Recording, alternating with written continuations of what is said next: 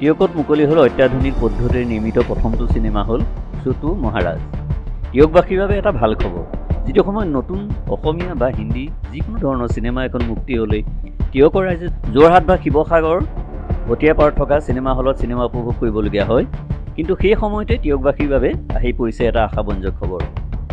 টিয়কৰে বাসিন্দা বৰ্ষা গগৈ আৰু তেওঁৰ স্বামী ডাক্তৰ প্ৰাঞ্জল কুমাৰ চুতীয়াৰ তত্বাৱধানত টিয়কৰ বলমা অঞ্চলত আজি মুকলি কৰা হ'ল অত্যাধুনিক পদ্ধতিৰে নিৰ্মিত ছোটু মহাৰাজ নামৰ চিনেমা হলটো।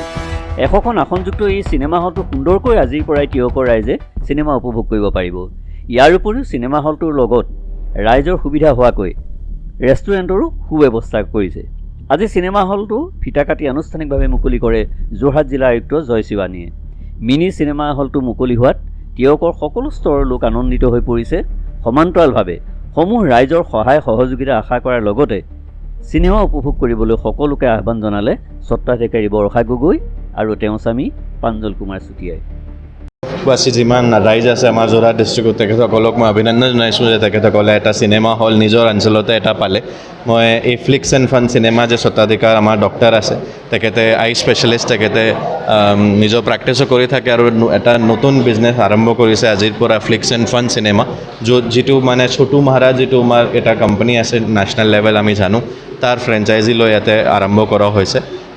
চিনেমাটো ইম্পৰ্টেঞ্চ আমি জানো চবে। চিনেমাটো মানে এটা সমাজৰ আইনা, সমাজৰ মিৰৰ অফ দি ছ'চাইটি, আৰু সমাজত কি চলি আছে এইটো চিনেমাহে ৰিফ্লেক্ট কৰে। আৰু তাৰ লগতে বহুতখিনি হিষ্টৰিকেল মুভিজো বনোৱা হয়, য'ৰ পৰা আমাৰ নতুন প্ৰজন্মই আমাৰ দেশৰ হিষ্ট্ৰী বা ৱৰ্ল্ডৰ হিষ্ট্ৰী গম পাব পাৰে। আৰু লগতে তাৰ লগতে cinema also' influences the society, যে কি কেনেকৈ হ'ব। So' cinema is a part and parcel of everyone's life, আমি জানো। আৰু আগতে টিয়কত চিনেমা হল নাছিলে, আপোনালোকে মোক জনালে যে বহুত বছৰ আগতে, আই থিংক কিমান বছৰ আগত, 2000 চনৰ আগত, 25 বছৰ আগত এটা চিনেমা হল আছিলে, তাৰপিছত চিনেমা হল নাই।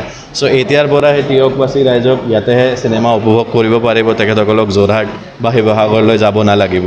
চ' মই সকলোকে অভিনন্দন জনাইছোঁ, আৰু মষ্ট ইম্পৰ্টেণ্টলি আমাৰ চিনেমা হলৰ স্বত্বাধিকাৰসকলক মই শুভেচ্ছা দিছোঁ যে যাতে তেওঁলোকে পিচফুলি ইয়াতে চিনেমা হলটো চলাই থাকক। আমাৰ ডিষ্ট্ৰিক্ট এডমিনিষ্ট্ৰেশ্যনৰ যি ছাপোৰ্ট লাগে এইটো থাকিবহে, আৰু মই সকলো ৰাইজকো অভিনন্দন দিছোঁ যে তেওঁলোকে এটা চিনেমা হল নিজৰ অঞ্চলতে পালে। হয়, আজিৰ পৰা আমাৰ টিয়কবাসীৰ কাৰণে এটা সুখবৰ বুলি ক'ব লাগিব।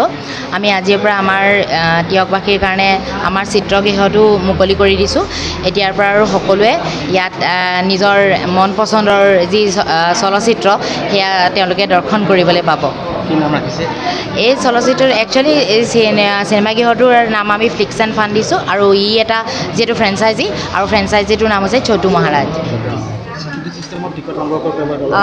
টিকেট আপুনি অনলাইন আৰু অফলাইন দুই ধৰণে পাব। আৰু অনলাইন আপোনালোকে বুক মাই শ্ব'ত পাই যাব, অলপ পাছতেই অ'পেন হৈ যাব বুক মাই শ্ব'ত, আৰু অনলাইন হৈ আছে, অফলাইন হৈ আছে।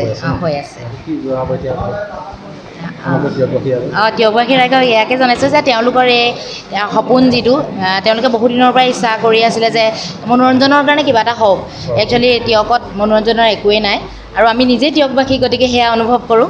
আৰু এতিয়া তেওঁলোকে মনোৰঞ্জনৰ এটা সৰুকৈ হ'লেও আমি দিব পাৰিছোঁ কিবা এটি, আৰু আমি আশা কৰিছোঁ যাতে তেওঁলোক আহে, ইয়াত চাই তেওঁলোকৰ খন্তেক নিজৰ অৱসৰৰ সময় ইয়াত পূৰ্ণ কৰে।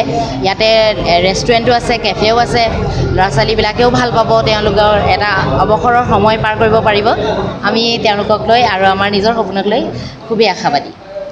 টিয়কৰ পৰা শশাংক প্ৰতিম ফুকনৰ ৰিপৰ্ট, সময় নিউজ।